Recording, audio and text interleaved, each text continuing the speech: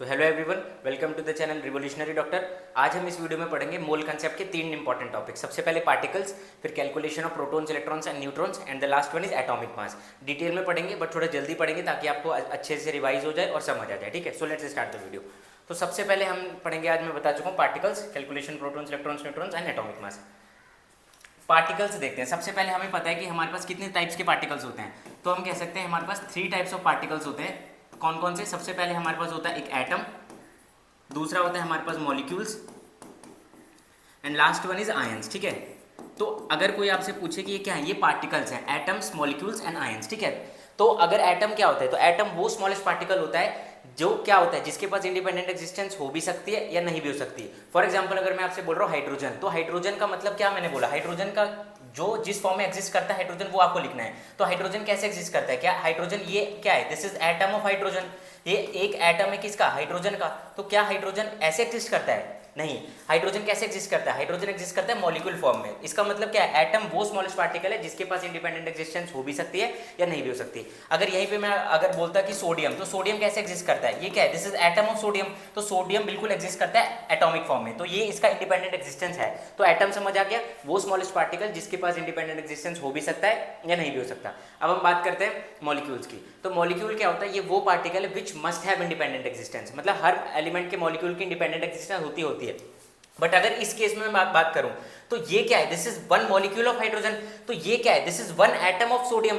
और इसी को हम क्या कह सकते हैं, this is also one molecule of sodium. इसी को हम इसका मॉलिक्यूल भी कह सकते हैं। तो जिस एटम, जिस एलिमेंट की जो इंडिपेंडेंट एग्जिस्टेंस एटॉमिक फॉर्म में है, तो वही उसका एटम भी है, वही उसका मॉलिक्यूल भी है। क्लियर है? तो अगर मॉलिक्यूल का एग्जांपल देंगे तो ये समझ लो कि जैसे मैंने बोला क्लोरीन, तो क्लोरीन कैसे एग्जिस्ट करता है, मॉलिक्यूलर फॉर्म में। हाइड्रोजन कैसे एग्जिस्ट करता है, मॉलिक्यूलर फॉर्म में, उसकी इंडिपेंडेंट एग्जिस्टेंस है। और जितने भी हैं, जैसे जितने भी हमारे पास क्या हो गए हेलोजन है, फ्लोरीन, आयोडीन, ब्रोमीन, सारे कैसे एग्जिस्ट करते हैं, मॉलिक्यूलर फॉर्म में। अगर मैं आपसे बोलता हूं कि भाई मुझे ये बताओ कि सल्फर कैसे एग्जिस्ट करता है, तो सल्फर जो उसका मॉलिक्यूल होता है ना सल्फर का, उसे कहते हैं एसिड। तो this is one molecule of sulphur. ठीक है, तो अगर मैं आपसे पूछूं कि मुझे भाई इतना बता दो कि वन मॉलिक्यूल ऑफ सल्फर को हम कैसे लिख रहे हैं, दैट इज S8। तो इसका मतलब क्या है, वन मॉलिक्यूल ऑफ सल्फर में कितने एटम्स हैं सल्फर के, it consist of 8 atoms of sulphur. इसके पास 8 एटम्स है किसके, सल्फर के। क्लियर है? अगर मैं यहीं आपसे बात करता हूं आयरन की, तो जो आयरन कैसे एग्जिस्ट करता है, आयरन एग्जिस्ट करता है एटॉमिक फॉर्म में, मतलब Fe एग्जिस्ट करता है। This is what, this is one atom of iron. और यही इसका क्या है, यही इसका एक मॉलिक्यूल माना जाएगा। जिस एलिमेंट की उसकी एटॉमिक फॉर्म इंडिपेंडेंट एग्जिस्टेंस है, वही उसका एटम है, वही उसका मॉलिक्यूल है। अभी तक हमने क्या क्या पढ़ा, 3 तरीके के पार्टिकल्स होते हैं, एटम्स, मॉलिक्यूल, आयंस। एटम क्या होता है, ये वो स्मॉलेस्ट पार्टिकल है विच मे और may not have independent existence. Molecule क्या होता है, ये वो स्मॉलेस्ट पार्टिकल है which must have independent existence. ठीक है, अब हम बात करेंगे आयंस की। तो आयंस क्या होते हैं भाई, आयंस ये वो पार्टिकल होते हैं जो कैसे फॉर्म्ड होते हैं, बाय द गेन और लॉस ऑफ इलेक्ट्रॉन्स। ठीक है, अगर मैं आपसे बात करूं कि भाई आयंस कैसे बनते हैं, तो जो आयंस होते हैं ना, ये कैसे फॉर्म्ड होते हैं, so these are formed by gaining या गेन और लॉस ऑफ इलेक्ट्रॉन्स। ठीक है, गेन या लॉस ऑफ इलेक्ट्रॉन्स, ये हम सबको पता है कि चार्ज कैसे आता है, गेन और लॉस ऑफ इलेक्ट्रॉन्स। अगर कोई एलिमेंट अपना इलेक्ट्रॉन दे देगा, इलेक्ट्रॉन अगर वो दे देगा तो उस पर पॉजिटिव चार्ज आ जाएगा। अगर वो इलेक्ट्रॉन ले लेगा किसी एटम से, तो उस पर क्या आ जाएगा, नेगेटिव चार्ज आ जाएगा। और पॉजिटिव चार्ज को हम क्या कहते हैं, तो जो पॉजिटिव चार्ज होता है that is called as cation, और नेगेटिवली चार्ज आयन को हम क्या कहते हैं, एनायन। क्लियर है? और साइज की बात करें तो हमेशा जो कैटायन होता है ना, उसका जो साइज होता है that will be smaller than it's parent atom.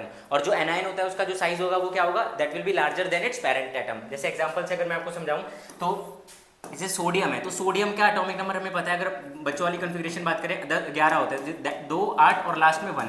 तो एक इलेक्ट्रॉन देना चाहेगा, तो ये क्या बन जाएगा, इलेक्ट्रॉन देके पॉजिटिव चार्ज। जब आप किसी को उधार देते हो तो आप थोड़े बड़े बन जाते हो ना, तो ये आ गया पॉजिटिव चार्ज। तो मतलब ये क्या है, सोडियम का कैटायन है। ठीक है, वैसे अगर मैं क्लोरीन की बात करता हूँ, क्लोरीन का एटॉमिक नंबर 17 होता है। ठीक है, इसका मतलब इसकी इलेक्ट्रॉनिक कॉन्फ़िगरेशन 2, 8, 7। तो ये एक इलेक्ट्रॉन लेना ज्यादा प्रेफर करेगा, ताकि 7 ना कि 7 इलेक्ट्रॉन्स देना। ठीक है, तो इलेक्ट्रॉन कहाँ से लेगा, जो जहाँ पे सराउंडिंग दे पा रहे हैं, जैसे ये इसे मेटल्स कहते हैं जो इलेक्ट्रो पॉजिटिव होते हैं, जो इलेक्ट्रॉन्स दे सकते हैं। और नॉन मेटल्स क्या होते हैं, जो इलेक्ट्रॉन नेगेटिव होते हैं, इलेक्ट्रॉन लेके नेगेटिव चार्ज आ जाएगा। तो ये क्या बन जाएगा भाई, Cl नेगेटिव। थोड़ा बेसिक्स है बट फिर भी कोई बात नहीं। ठीक है, तो ये हमारे पास एनायन हो गया, ये हमारे पास कैटायन हो गया। अगर साइज की बात करें यहाँ पे, तो सोडियम पॉजिटिव का साइज क्या होगा, छोटा होगा किससे, सोडियम से। और यहाँ पे क्लोरीन का साइज क्या होगा, ज्यादा होगा किससे, क्लोरीन एटम से। क्यों? क्योंकि यहाँ पे हमारे पास 18 इलेक्ट्रॉन्स हैं और 17 क्या है, प्रोटॉन्स हैं। और यहाँ पे 17 ही इलेक्ट्रॉन्स हैं, 17 ही प्रोटॉन है, जो कि इक्वल एंड अपोजिट कैंसिल कर जाएंगे, नेगेटिव नेगेटिव रिपल्शन बढ़ जाएगा। और यहाँ पे एकदम केस उल्टा हो जाएगा, यहाँ पे सोडियम में क्या है, 11 ही इलेक्ट्रॉन्स हैं, 11 ही प्रोटॉन्स हैं। यहाँ पे क्या है, 10 इलेक्ट्रॉन्स हैं और 11 हमारे पास प्रोटॉन्स है। तो साइज क्या हो जाएगा इसका, छोटा, और इसका साइज बड़ा हो जाएगा। तो आई होप पार्टिकल समझ आ गया होगा, एटम्स, मॉलिक्यूल, आयंस, ठीक है। अगर मैं आपसे एक लास्ट एक चीज़ पूछता हूँ कि भाई मुझे बस इतना बता दो, मैं आपसे कह रहा हूँ कि मेरे पास क्या है, वन मॉलिक्यूल है, one molecule of nitric acid means HNO3, ठीक है। तो one molecule of nitric acid में कितने एटम्स है, क्या है, देखो अगर मैं आपसे कह रहा हूँ एक मॉलिक्यूल मेरे पास HNO3 है, तो इसमें क्या कंसिस्ट करता है, इट कंसिस्ट वन एटम, इसके पास एक एटम है किसका, हाइड्रोजन का, और इसके पास एक एटम है नाइट्रोजन का, और इसके पास 3 एटम है किसके, 3 एटम है ऑफ ऑक्सीजन। तो इतना क्लियर है क्या। तो अगर मैं आपसे एक क्वेश्चन बोल रहा हूँ कि भाई मेरे पास मान लो 10 मॉलिक्यूल्स हैं, 10 मॉलिक्यूल्स हैं मेरे पास HNO3 के, तो मेरे पास कितने नंबर ऑफ एटम्स होंगे ऑक्सीजन के, तो मुझे बस इतना बताओ, एक मॉलिक्यूल HNO3 में कितने एटम्स है ऑक्सीजन के, 3, तो 10 में कितने हो जाएंगे हमारे पास, 30, तो मेरे पास यहाँ पे क्या आ जाएगा, 30 एटम्स ऑफ ऑक्सीजन। इतना क्लियर है, ठीक है। या इसे मैं ऐसे भी तो कह सकता हूँ ना कि ये 30 हैं, तो मैं इसे ऐसे कह सकता हूँ कि ये हो जाएंगे 15 मॉलिक्यूल्स ऑफ O2, ठीक है। तो इतना क्लियर है। तो पार्टिकल्स हमारे पास हो गया। अब हम बात करते हैं, आई होप समझ आ गया होगा अच्छे से, ठीक है। तो अभी तक हमने सिर्फ ये पढ़ा एटम्स, मॉलिक्यूल, आयंस, HNO3 के एक मॉलिक्यूल, जितने भी एटम्स क्या कंसिस्ट है क्या नहीं। ऐसे एक कंपाउंड की बात करेंगे जो डिफरेंट एलिमेंट्स बनता है, ये भी कंपाउंड ही वैसे तो अगर मैं आपसे बोल रहा हूँ H2O, तो ये तो क्लियर है कि वन मॉलिक्यूल ऑफ H2O में हमारे पास क्या है, 2 एटम्स हैं किसके, हाइड्रोजन के, या मैं इसे ऐसे भी तो कह सकता हूँ, इसके पास एक मॉलिक्यूल है हाइड्रोजन का, ठीक है, और मैं इसे क्या कह सकता हूँ कि हमारे पास एक एटम है किसका, ऑक्सीजन का। ये क्लियर है, ये और ये एग्जाम्पल्स, ठीक है। तो इसको अच्छे से एक बार देख लो अगर कुछ डाउट है तो। ये मतलब बहुत लोगों को दिक्कत होती है, मुझे भी होती थी, इसलिए मैं बता रहा हूँ यहाँ पे, ठीक है। तो चलो नेक्स्ट स्टार्ट करते हैं। तो अब हम बात करेंगे किसकी, calculation of protons, electrons, neutrons, ठीक है। तो सबसे पहले अगर मैं यहाँ पे लिख देता हूँ कि हम क्या करने जा रहे हैं, कैलकुलेशन करने जा रहे हैं प्रोटॉन्स, इलेक्ट्रॉन्स एंड न्यूट्रॉन्स, मतलब किसी भी कंपाउंड, किसी भी पार्टिकल्स में कितने प्रोटॉन्स हैं, कितने इलेक्ट्रॉन्स हैं, कितने न्यूट्रॉन्स हैं। और सभी को भाई अगर मैं बात बताऊं तो चार्ज कितना होता है, जो प्रोटॉन का चार्ज होता है वही इक्वल एंड अपोजिट चार्ज होता है इलेक्ट्रॉन्स को, कितना होता है 1.6 × 10⁻⁻19 टाइम्स ऑफ कूलम, ठीक है। मास की बात करेंगे तो मास ऑफ इलेक्ट्रॉन कितना होता है 9.1 × 10⁻में आ जाएगा -31 kg, ठीक है। मास ऑफ प्रोटॉन कितना होता है, ये हो जाएगा हमारे पास 1.67 × 10⁻में आ जाएगा -27 kg, और यही लगभग नियरली होता है मास ऑफ न्यूट्रॉन। और इनका रिलेशन अगर हम देखते हैं तो इनके रिलेशन में हमारे पास क्या आता है कि भाई जो मास होता है प्रोटॉन का that is nearly equals to mass of neutron, और दैट इज अप्रोक्सीमेटली 1840 गुना ऑफ मास ऑफ इलेक्ट्रॉन्स, ठीक है। ये याद रखना, क्योंकि मास ऑफ इलेक्ट्रॉन्स हमें दिख रहा है कि 10 की पावर में है, जो जितनी ज़्यादा नेगेटिव में पावर दूर जाती है वो वैल्यू और छोटी होती जाती है। जैसे मैं अगर सिंपल बोलूँ कि -1 इज ग्रेटर देन -2, तो ये सही है, ठीक है। -10 की power -2 will be greater than 10 की पावर -9, क्लियर है। तो ये सब चीज़ें होती हैं जो आपको छोटी छोटी याद रखनी है, ध्यान में रखनी है, ठीक है। तो सबसे पहले अगर हम बात करेंगे प्रोटॉन्स की, ठीक है, हम क्या निकालेंगे सबसे पहले कि किसी भी पार्टिकल में कितने नंबर ऑफ प्रोटॉन्स होते हैं, तो उसका टोटल नंबर ऑफ प्रोटॉन्स का फॉर्मूला क्या होता है, ठीक है। तो अगर हम बात करें टोटल नंबर ऑफ प्रोटॉन्स का, इसका फॉर्मूला होता है समीशन, मतलब सम, ठीक है। समीशन होता है Z ऑफ ईच एलिमेंट। अच्छा Z क्या होता है मैं भी बताता हूँ, Z of each element multiply by number of particle, कि कितने वो पार्टिकल्स हैं, ठीक है। उससे पहले अगर एक बात समझो तो किसी भी एलिमेंट का, जैसे हमारे पास पीरियोडिक टेबल में टोटल 118 एलिमेंट्स हैं, ठीक है, तो हर एक एलिमेंट का ना कुछ सिंबल होता है रिप्रेजेंटेशन का। फॉर एग्जांपल अगर मैं आपसे कह रहा हूँ कि ये हमारे पास ये एक एक्स क्या है, दिस इज एन एलिमेंट, ठीक है, ये हमारा एक एलिमेंट है। तो जो ए होता है ना, यहाँ पे एक आता है हमारे पास जिसे हम कहते हैं ए, ठीक है। ए क्या होता है, ए से हम रिप्रेजेंट करते हैं एटॉमिक मास, किसी भी एक एलिमेंट का एटॉमिक मास, ठीक है। और यहाँ पे आता है हमारे पास जेड, और जेड और ए, ठीक है। तो जेड को हम क्या बताते हैं, जेड बताता है हमारे पास एटॉमिक नंबर।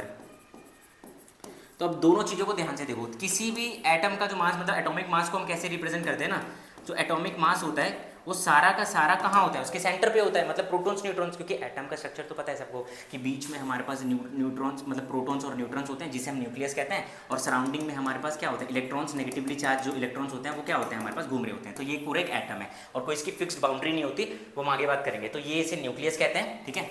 ये हमारे पास क्या है, न्यूक्लियस है, और न्यूक्लियस में ही हमारे पास प्रोटॉन्स और न्यूट्रॉन्स मिलते हैं। और न्यूट्रॉन्स क्या होते हैं, न्यूट्रल होते हैं, सबको पता है। और इलेक्ट्रॉन्स क्या होते हैं हमारे पास यहाँ पे ऐसे नेगेटिवली चार्ज ऐसे रिवॉल्व कर रहे होते हैं। और एटम क्यों स्टेबल होता है, क्योंकि due to electrostatic force of attraction, ठीक है। अगर एटॉमिक मास की बात करूँ, सारा का सारा जो एटम का मास होता है वो होता है हमारे पास इट्स ड्यू टू प्रोटॉन्स और न्यूट्रॉन्स, मतलब न्यूक्लियस की वजह से। तो एटॉमिक मास को हम ए से रिप्रेजेंट करते हैं, जिसका फॉर्मूला आ जाएगा that is equals to number of protons plus number of neutrons. मतलब मैं ये कह सकता हूँ ना, ए इज इक्वल्स टू क्या, number of protons plus number of neutrons, मतलब ये आ जाएगा P प्लस में आ जाएगा N। क्लियर है। अब दूसरी अगर हम बात करेंगे एटॉमिक नंबर की, तो एक एटॉमिक नंबर को हम कैसे रिप्रेजेंट करते हैं, Z से। ठीक है, तो Z क्या होता है, किसी भी एटम का जो एटॉमिक नंबर होता है वो बराबर होता है that is equals to number of protons. ठीक है, अगर हम बात करेंगे यहाँ पे एटॉमिक नंबर की, तो atomic number Z is equals to number of protons होता है। ठीक है, ये नंबर ऑफ प्रोटॉन्स एग्जैक्टली, इसमें एटॉमिक नंबर का कोई लेना देना नहीं होता नंबर ऑफ इलेक्ट्रॉन्स के साथ। ठीक है, तो और इसी को हम Z कहते हैं। तो यहाँ पे मैं लिख सकता हूँ कि जो प्रोटॉन की जगह मैं लिख सकता हूँ Z प्लस में N। ठीक है, तो अभी तक दो चीज़ें बताई हैं। जो एलिमेंट होता है उसका रिप्रेजेंटेशन कैसे होता है, ये सिंबल X एलिमेंट है, A और Z यहाँ लिखा रहता है। A क्या होता है, इसका एटॉमिक मास होता है, और जो Z होता है एटॉमिक नंबर। एटॉमिक नंबर ही नंबर ऑफ प्रोटॉन्स है, और atomic mass that is equals to number of protons plus number of neutron, जिसे हम न्यूक्लियॉन्स कहते हैं कलेक्टिवली। ठीक है, तो अभी क्या बताया, पार्टिकल्स तीन तरह के होते हैं, एटम्स, मॉलिक्यूल्स, आयंस। ठीक है, कैसे कैसे बता दिया सब कुछ डिटेल में, और एलिमेंट कैसे रिप्रेजेंटेशन करते हैं, एटॉमिक मास और एटॉमिक नंबर। ठीक है, अब हम आगे बढ़ते हैं। अभी हम कहाँ पे थे, यहाँ तो किसी भी पार्टिकल में नंबर ऑफ प्रोटॉन्स कैसे निकालेंगे, summation of Z of each element, मतलब atomic number of each element लिखेंगे, इनटू में कर देंगे कितने वो पार्टिकल्स हैं। अगर मैं आपको क्वेश्चन एक नॉर्मल दूं कि जैसे क्वेश्चंस हैं यहाँ पे, जैसे ये क्वेश्चन, इसमें हमें क्या निकालना है, नंबर ऑफ प्रोटॉन्स निकालना है। तो देखो सबसे पहले फॉर्मूला हम पता है, समेशन ऑफ Z, लिख देता हूँ यहाँ पे, summation of Z of each element, हर एक एलिमेंट का एटॉमिक नंबर लिखना है, मल्टीप्लाई करना है कि वो कितने हैं, कितने पार्टिकल्स उसके हैं। जैसे यहाँ पे देखो ये क्या है, नाइट्रोजन एक एलिमेंट है, इसका ये क्या है, एटॉमिक नंबर, और एक एटॉमिक मास है। ठीक है, तो इसका अगर नंबर ऑफ प्रोटॉन्स हम कैलकुलेट करेंगे तो नंबर ऑफ प्रोटॉन्स आ जाएगा कितना, समेशन ऑफ Z कितना होता है नाइट्रोजन का, यहाँ पे दे रखा है 7, तो 7 इंटू में ये कितने पार्टिकल है, मतलब नाइट्रोजन यहाँ कितना है, एक है, तो सिर्फ एक है तो वहाँ 1 लिखेंगे, तो यहाँ पे कितने प्रोटॉन्स है, 7 प्रोटॉन्स है। समझ आया, 7 प्रोटॉन्स। अब NO2 की बात करेंगे तो देखो सबसे पहले समेशन ऑफ Z क्या आएगा हमारे पास, सबसे पहले एक एक करेंगे। नाइट्रोजन का एटॉमिक नंबर क्या होता है भाई 7, इनटू में कितने नाइट्रोजन दिख रहे हैं आपको 1, तो मतलब ये क्या है, summation of Z of each element into number of particle of each element है ना, फिर प्लस कर देंगे, फिर समेशन में क्या आ जाएगा, ऑक्सीजन, ऑक्सीजन का एटॉमिक नंबर क्या होता है भाई 8 होता है, और समेशन ऑफ Z इनटू में नंबर ऑफ पार्टिकल, कितने पार्टिकल हैं ऑक्सीजन के 2, तो इसको मल्टीप्लाई करेंगे 2 से, तो ये आ जाएगा 7 + 2 = 16, तो कितना हो जाएगा भाई 4 और 3 मतलब 23। तो 23 क्या है हमारे पास, प्रोटॉन्स हैं। मतलब ये सिंपल है कि कितने एलिमेंट के प्रोटॉन्स यहाँ दिख रहे हैं, नाइट्रोजन है 7 प्रोटॉन्स है, एटॉमिक नंबर यहाँ पे एटॉमिक नंबर इंटू 2, मतलब 8 इंटू 2 16 + 7 आ जाएगा 23। अब अगर NO2 पॉजिटिव की बात करेंगे तो अच्छा पॉजिटिव का मतलब यहाँ पे क्या है, कहीं ना कहीं एक इलेक्ट्रॉन दे दिया है, यहाँ एक इलेक्ट्रॉन वैकेंट है, बट मैंने बताया ना नंबर ऑफ प्रोटॉन्स का कोई लेना देना नहीं होता इलेक्ट्रॉन्स की वजह से। अगेन फॉर्मूला लगाएंगे समेशन ऑफ Z, तो यहाँ पे Z कितना है भाई 7 इनटू में नंबर ऑफ पार्टिकल, नाइट्रोजन यहाँ पे 1 है तो 1, प्लस में आ जाएगा क्या, ऑक्सीजन का कितना मैंने बताया अभी 8 एटॉमिक नंबर होता है, 8 इनटू में कितने वो पार्टिकल है 2, तो सिंपल प्लस, और इससे 4 से कोई लेना देना नहीं है प्रोटॉन्स का। तो अगेन आंसर क्या आ जाएगा 7 और 2 16, मतलब ये आ जाएगा 23 प्रोटॉन्स इसके पास भी। तो ये समझ आया हमारे पास कि नंबर ऑफ प्रोटॉन्स कैसे निकालते हैं किसी भी पार्टिकल्स में। ठीक है, फॉर्मूला देख लो, Z of each element into number of particles. Clear है। अब नेक्स्ट आ जाते हैं, अगर हम बात करते हैं, हाँ अगर हम बात करते हैं सेकंड, कैलकुलेशन ऑफ इलेक्ट्रॉन्स की, नंबर ऑफ इलेक्ट्रॉन्स कैसे निकालते हैं किसी भी पार्टिकल में या कंपाउंड में। नंबर ऑफ इलेक्ट्रॉन्स का जो फॉर्मूला होता है ना सेम है कि summation of Z of each element, summation of Z of each element into में नंबर ऑफ पार्टिकल्स कि कितने वो पार्टिकल्स हैं। ठीक है, यहाँ तक तो एकदम सेम है।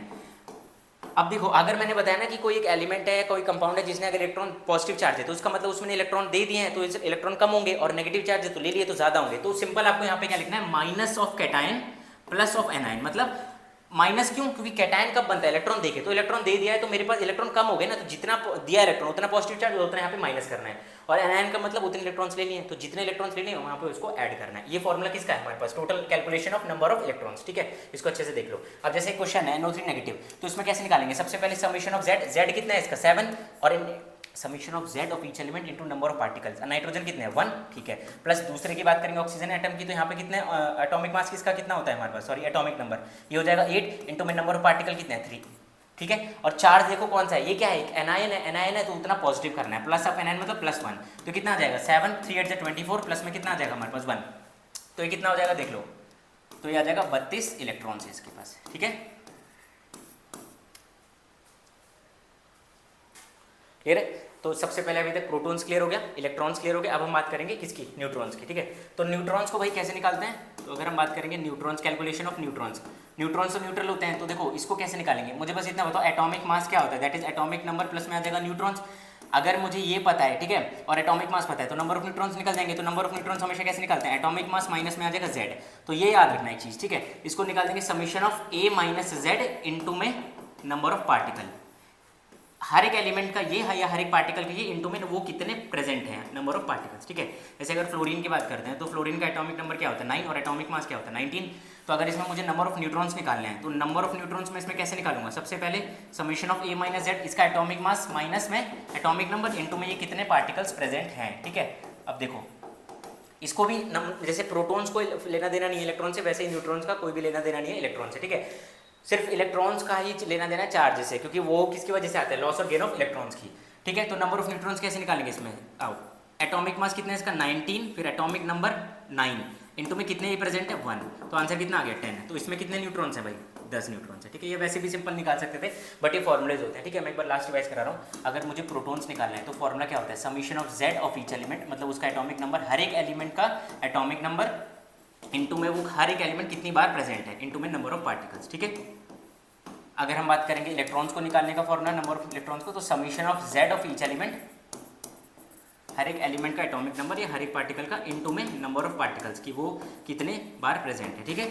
फिर minus of cation plus of anion, कि माइनस क्यों और प्लस क्यों बता चुका हूँ कि कैटायन है तो इलेक्ट्रॉन दिया है तो जितना दिया है तो माइनस कर देंगे, एनायन मतलब इलेक्ट्रॉन लिया है तो जितना इलेक्ट्रॉन्स लिए हैं उतना हम उसको ऐड कर देंगे। फिर लास्ट आता है हमारे पास न्यूट्रॉन्स को कैसे निकालते हैं, summation of A minus Z into में नंबर ऑफ पार्टिकल्स, मतलब A minus Z of each element, कि हर एक एलिमेंट का हमारे पास कितना न्यूट्रॉन्स हैं उसमें इनटू में वो कितने प्रेजेंट है, नंबर ऑफ पार्टिकल्स, कि हर एक वो कितने टाइम्स प्रेजेंट है, 2 है 3 है 4 है, ठीक है। तो ये एक बार देख लो कि ये सब फॉर्मूला है प्रोटॉन्स का, ठीक है, ये किसका, इलेक्ट्रॉन्स का, and the last one is neutrons का।